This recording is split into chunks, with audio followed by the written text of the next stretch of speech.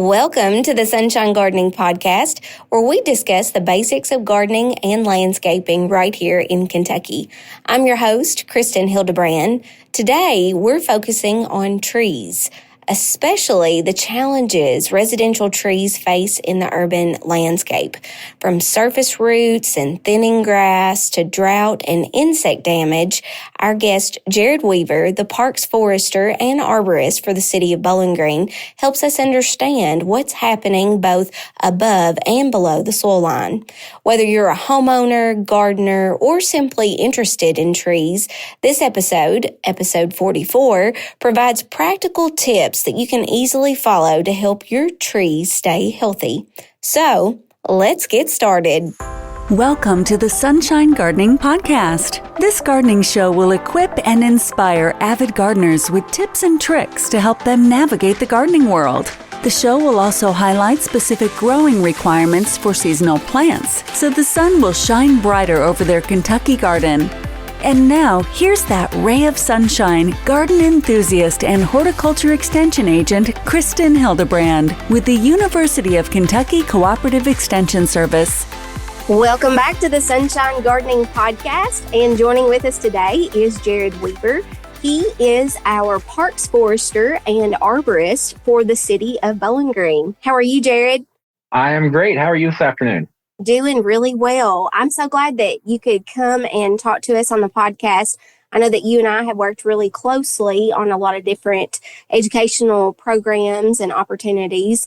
But for those that may be tuning in with us here and might not know about you, Jared, do you care to share some of your responsibilities and the things that you do as the parks forester and arborist with the city of Bowling Green? Well, sure. So as the parks forester arborist, I work within our city's Parks and Rec department, and I take care of everything tree related within our parks, which includes our usual parks with sports fields and meadows and forests, as well as our cemeteries and golf courses. And taking care of those trees includes everything from planning the overall urban forest within our park system, which is planting trees, pruning, insect and disease management, down to removal of trees when their lifespan is up. Yes, and I know that takes a lot of time and care to do all of those things, especially as large as Bowling Green is. And, you know, speaking of trees and things like that, I know that you probably see a lot of those things firsthand, actually out and about. I do have a question just to kind of kickstart our conversation off.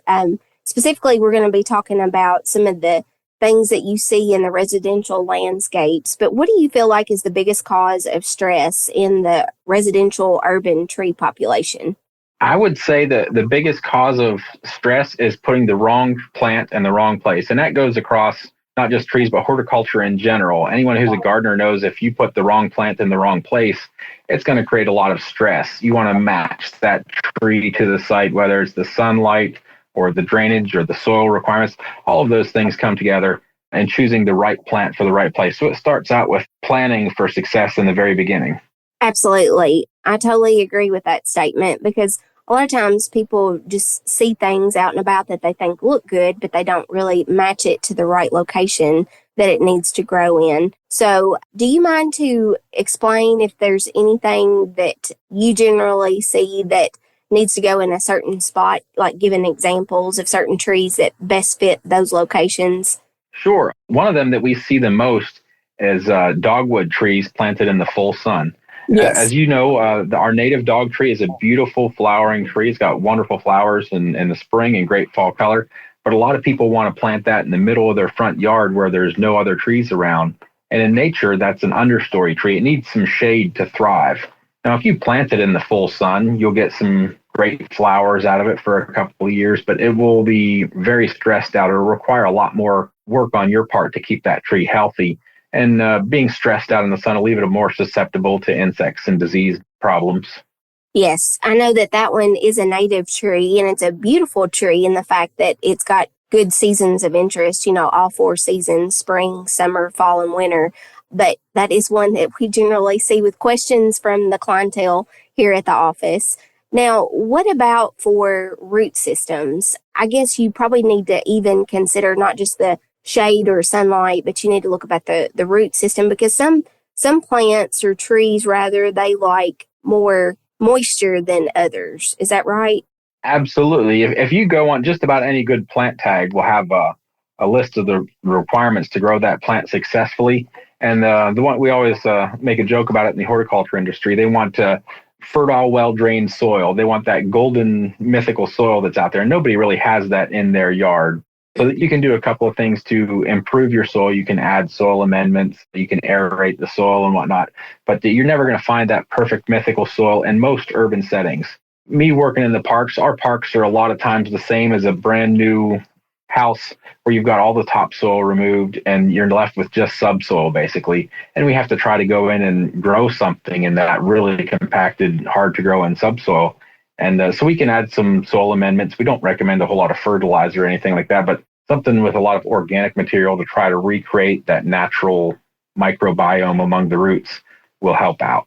Oh, yeah. Sometimes, to get to that ideal soil type that you're referring to, it takes several seasons. But I understand, with the growing population here in Bowling Green, a lot of times we're trying to replant, especially after trees are taken out for buildings and so to speak. But speaking of the roots too, Jared, what do we do about surface roots? Because some of these trees really put on a lot of surface roots. They do. And surface roots are really a function more of the soil conditions than they are of the genetics of that tree. A lot of people think that certain types of trees will be more prone to surface roots, which there's some truth to that. But it's more of a condition of the compacted subsoil that we try to plant these trees in. Mm-hmm. So as a soil scientist will tell you and a plant scientist will tell you that tree roots are opportunistic. They grow where conditions are best for them. So to grow well, tree roots need oxygen and they need moisture. So they need not just moisture in that soil, but they need air for their roots to grow. So they need that soil to drain. And if you got really hard compacted soil, the tree roots are not going to grow deep. They're going to grow right at the surface where they have both oxygen and moisture. And that's what causes surface roots.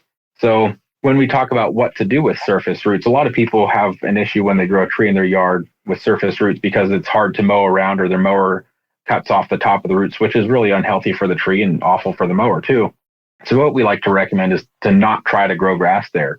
We put down some mulch and maybe plant some shade-loving perennials in among the tree roots, being careful not to damage the roots. Some hostas and astilbes and whatnot would often do well in a place like that, better than turf grass would. Oh, yeah. Yeah. I was going to say, sometimes to get that grass to grow, it's really difficult, especially with a lot of those different tree canopies because they're pretty dense and not a lot of sunlight can penetrate through there. So now, what do you generally, like when people ask you questions, I'm sure you get questions just like I do, but what do you recommend for like things like bugs that are eating their tree?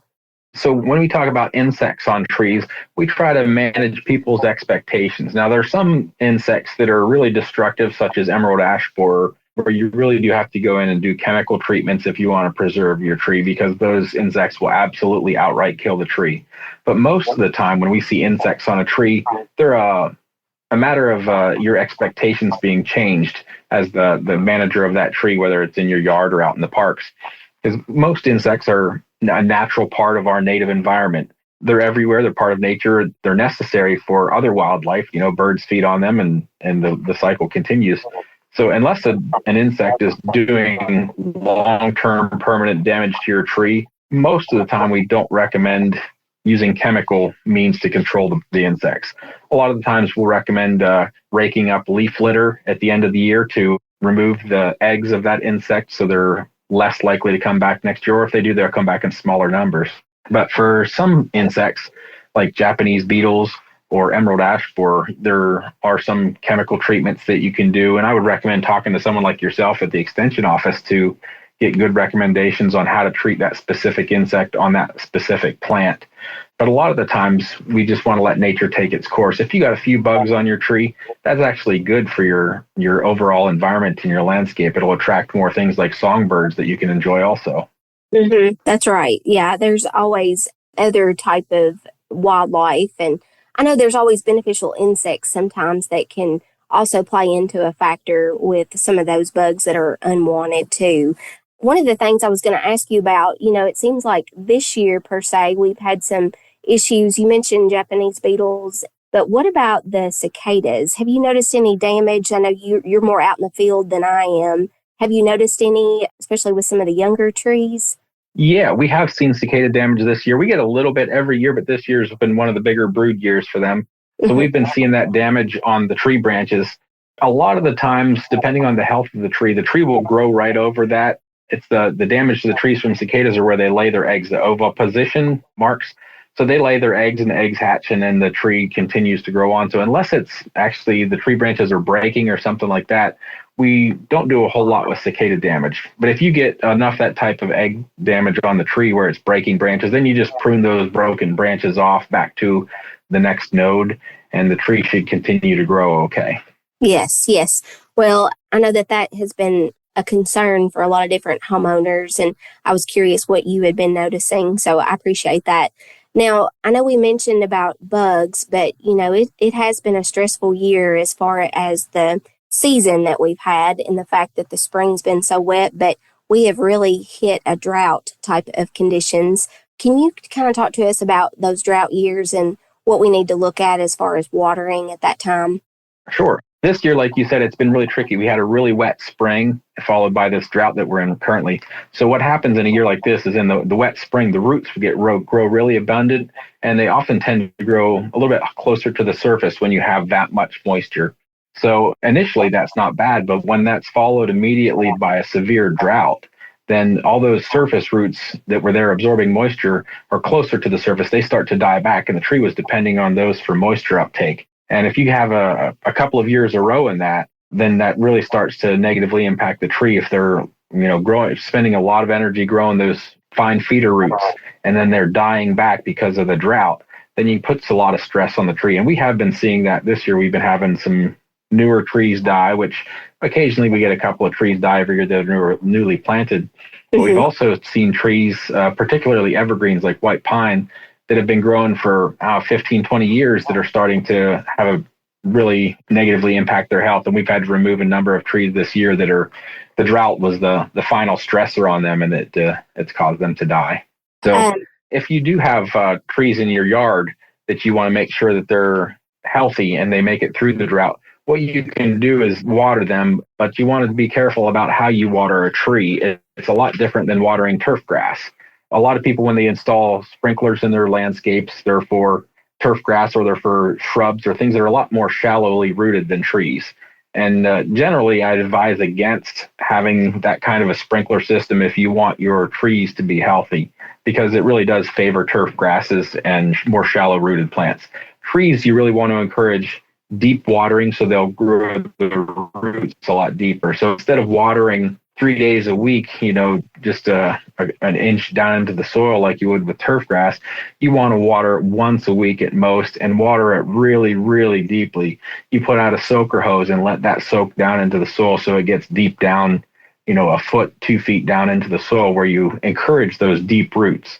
That will make your tree more resilient to drought in the future if you encourage that deep rooting. And if you continue to use turf grass irrigation or landscape irrigation where it's a lot shallower, that's going to bring up those surface roots again as well, because the trees are going to grow. They're going to grow the roots right at the surface where the moisture and the oxygen are both there. Yes. Well, and that kind of leads in, I appreciate you describing that about the difference between turf and trees. And I know it kind of depends on the age of the tree too, as to how much water, because it seems like a smaller tree might not need as much as in comparison to these larger trees. What's your opinion on the mulches? Because that's something that could be good or bad depending on how it's applied. Yeah, great point. A good mulch is going to recreate what happens naturally in a forest. So if you go out and look in the forest and see how much mulch, or essentially a leaf litter and small twigs and whatnot that fall down, it's just going to be an inch or two. It's not going to be volcano mulches up on the trunk of the tree and whatnot. So what we want to do when we mulch to try to get the best benefits from mulching is recreate what nature does, just an inch or two, enough to keep the grass down, and it helps regulate moisture and temperature, especially on newly planted trees. It helps keep the moisture underneath that mulch down in the soil. It reduces evaporation so the roots can access that moisture and it doesn't just all evaporate. And also, especially in the winter when you get changes in temperature, in the winter, in the evenings, it will get down below freezing. In the daytime, it gets up, sometimes into 50s, 60s or higher here. We want to minimize the impact of that on the root zone, especially of newly planted trees. So if we add just an inch or two of mulch, that insulates it and reduces the rapid fluctuation in temperatures in the soil there and helps them get their roots established without that extreme fluctuation. Yes, yes. Well, and I should have asked you this when we were talking about the water, but I'm going to ask you about it now. Especially in the wintertime, I know evergreens are different from deciduous type trees, but what is your opinion with like winter watering? Great question. And for us in the city, we plant trees all winter long because we never really get frozen. The soil never really freezes deep here. What that also means as far as watering goes is that with evergreens in particular, they're still going to be doing some transpiration, which is when they draw the moisture up from the soil out through the needles or the foliage of an evergreen tree. So if it gets really dry in the winter and we don't have enough moisture in the soil, those trees might need a little supplemental watering just to make sure the roots don't dry up and die over the winter. If the ground froze solid, that wouldn't be an issue. But since it rarely freezes deep here in Kentucky, we still want to make sure our trees stay watered in the winter. Okay. Well, I was hoping you would say that because I would agree with everything you just said there. Because it seems like that Arctic blast that came through a couple years ago, I mean, that was really detrimental. Yeah. When that soil dries up like that, especially if it's really windy, when you've got something like a holly in particular, they've got the broad-leafed evergreen leaves. If the wind is coming through, it wants to make the water evaporate out of those leaves. And if there's no moisture in the soil to be drawn up, that can lead to dieback in the tree. Yeah, and for some of those, even the shrubs that were affected, I know you mentioned holly. It seems like some of the ones that were affected really bad were some of the laurels that we saw. And some of them have come back, but some of them, and like I said, it all depends on certain factors. But I do want to ask you, like watering is so important with the mulch, but what about for fertilizing these trees? Like, what's your rule of thumb for fertilizing? When we do any fertilization of trees, we do what's called prescription fertilization. So we don't, as a general rule, we don't just fertilize our trees as standard practice. We do it when the tree is showing a nutrient deficiency. A lot of times, if your trees are in your yard and you're fertilizing your landscape already, your trees are getting plenty of nutrients, unless they're showing a nutrient deficiency. So if they do show a nutrient deficiency, I'd recommend taking a soil sample to the extension office, where you guys can send that off and they can tell you specifically what's lacking in your soil and give good recommendations on exactly what to use to help your tree along, make sure it's got the right nutrients. And I know generally for the first year, like you said, we're mainly trying to get the plant established. So we don't recommend anything in that first growing season. But from then on out, definitely start with that soil test to kind of, like you said, give you specifically what you need. I know that even for my own landscape, Jared, I've been having trouble. The river birch, you mentioned nutrient deficiencies, and some of it is like pretty iron deficient. And I think the drought has probably over the years that has played into a factor. But, some of those other nutrient deficiencies, do you recommend like a certified arborist to actually come out and do some of the other treatments besides like just the regular macronutrients for nitrogen, phosphorus, and potassium? Depending on the size of your tree and where it's at, how accessible the soil is, sometimes that's the best option. Like you mentioned with specific species of trees like river birch, red maples, and pin oaks, they will get chlorotic, which is where the leaves are kind of yellowish because they're not getting enough iron or manganese.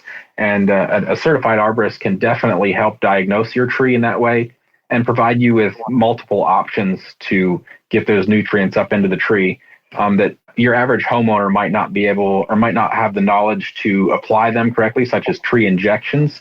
There are some options out there that you can go to the box store and get some iron products that are pretty good for your tree. But if you want your tree to green up a little bit sooner or have longer lasting effects, a certified arborist can definitely help get the right fertilizer that's specifically tailored for those nutrient deficiencies in those particular species of trees. And doing a tree injection will put that right into the sap stream of the tree, and it really helps green them up, and they can be longer lasting than some of the off-the-shelf stuff.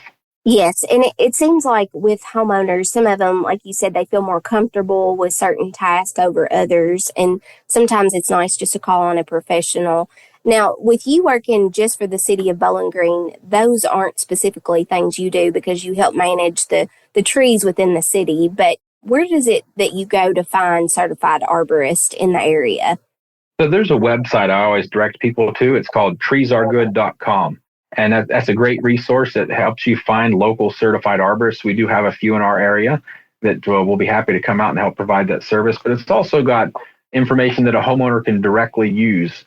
So go to treesaregood.com and it has information about how to properly prune your tree, how to find that certified arborist, all kinds of great information. And our city tree board website also has that link on it also to help you find those certified arborists. And we try to provide some other information on our website as well to help maintain your personal trees too. Yes, I was going to say you all do a fantastic job. And I know that there's a lot of projects that we partner up with you all on the Arbor Day celebration. And that's generally held during April. Is that correct? Yes. Yeah, we've got our tree board is busy planning for Arbor Day next year.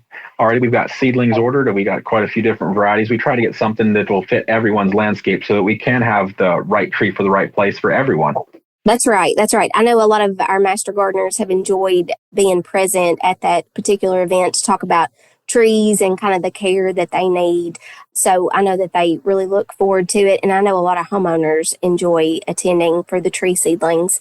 Jared, I know we've covered quite a bit of residential stresses. I do want to kind of ask you one other question. And if there's anything else you want to touch on, please do.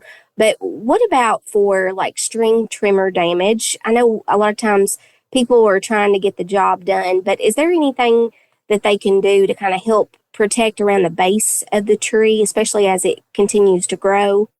Sure. The number one problem with residential trees is wrong plant in the wrong place. I would say that mower and string trimmer damage is the number two cause of tree demise. Every Arbor Day, we have people come in and say, my husband ran over the tree with a mower. So that's the extreme case of it.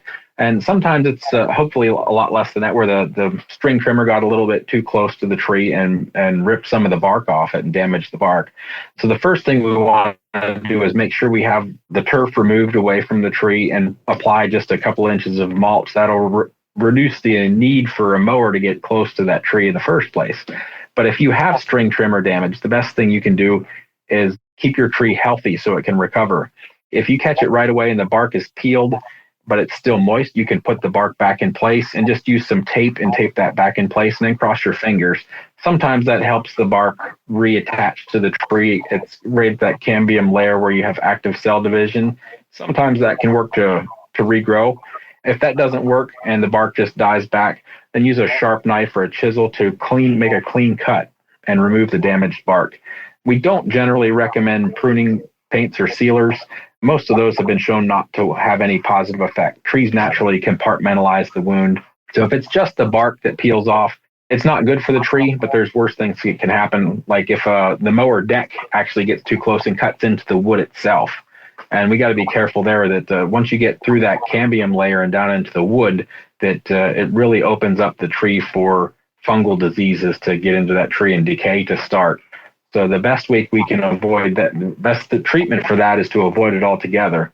If it's just a surface wound and just under the bark, we can hopefully get that bark reattached if you catch it soon enough before it dries out. But if you get down into the wood of the tree, you just do everything you can to keep that tree healthy, trim the bark back, and make sure it doesn't happen again in the future, because trees can compartmentalize some, but there's limits to what they can do.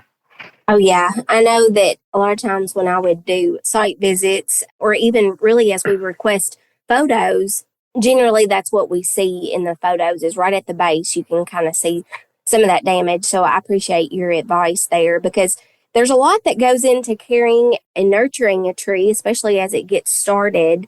And it seems like, every season is a little bit different as to what stress is out there too. But, if we can do what we best can, by watering and fertilizing when we should and trying to avoid some of those human errors, it seems like your tree's going to be better off. Sure. There are two more things I wanted to mention about watering before I forget. With smaller trees, newly planted trees, we often use a watering bag type product where you put the bag on the tree, zip it up, and you fill it up with water, and it slowly drips down. That keeps the water right near the trunk of the tree there, because that's where the roots are on a newly transplanted tree. They're within a foot or two of the base of that tree. So that's a great method to water a newly planted tree and let it percolate deep into the soil, because those watering bags let it drip out slowly. Conversely, though, when you've got a larger, more mature tree in your landscape, you don't want to water right next to the trunk. You want to water out close to the drip line. I've seen some studies out west where they've got a lot more severe droughts than we do. They've been doing experiments with basically giant versions of those watering bags that hold 1,000 gallons, and they put it out at the drip line of the tree, and they fill them up, and they let them drip out over 3 or 4 days up to a week. And that really makes a big improvement on the tree. But you got to get that water out where the fine roots and those feeder roots are going to be, and that's out at the drip line of a tree. Yes, I'm glad that you mentioned that, especially the water bags. I've also seen donuts. So have you had any experience with them? It's kind of like you fill it up with water and then it's got holes in the bottom of it that kind of trickles down into the root zone. Yes. Mm-hmm. We've used those the donuts that are flatter on certain evergreen trees where they're low branched and we can't fit the taller bags. So they're a great option as well. But the only problem we have with those is we got to make sure that there's enough mulch that the mowers don't damage them also. Yes, that's absolutely true. Absolutely. Now, Jared, I know that we've kind of hit the time frame of our talk. It seems like it always goes by so fast when we start talking about trees and in general. But again, what did you say the website where that you all can find different events going on that pertain to the city of Bowling Green? Sure. So the website is bgky.org/tree/tree week. So if you go to our main tree board website, or if you just go to the city website, bgky.org, and you type in tree week, that'll bring you to our website where we've got tree week events that are happening around the city and some tours of parks and whatnot that you can participate in and come out and enjoy trees with us. That's right. So make sure to check that out if you haven't already done so. Jared, thank you so much for coming on the Sunshine Gardening Podcast. It's always a joy to get to talk to you, and we look forward to talking to you again next time. Thank you for having me on.